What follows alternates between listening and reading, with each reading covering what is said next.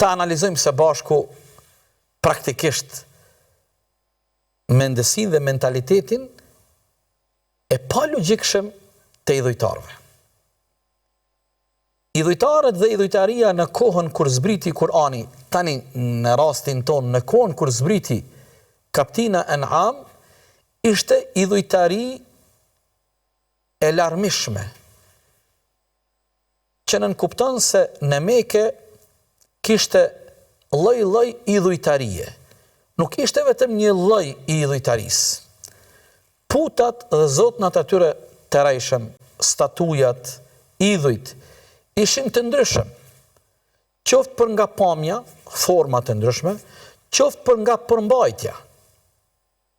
Po e zëm, në Kaptinën An'am, si do të vim në emisionet në vazhdim,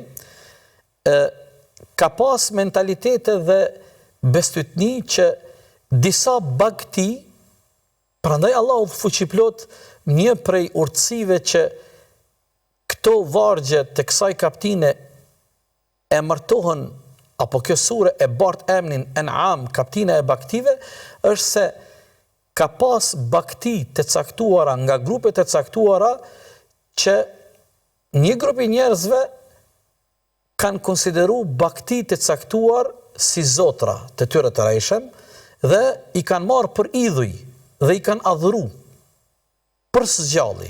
Por çfarë na thot historia e tyre?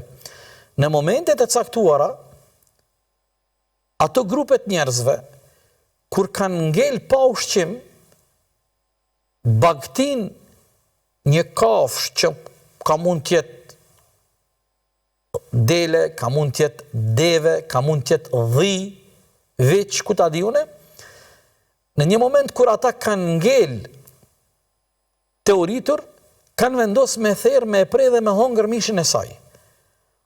A disa momente më heret, kafshën e njëjtë e kanë konsideru për Zot dhe shpresën e tyre, fatin e tyre e kanë ndërlidh me këtë kafsh që ka qenë idhulli i tyre. Prandaj, një veprim dhe një mendësi e këtill, a ka logjik? Asnjëherë. Nuk ka fare logjik.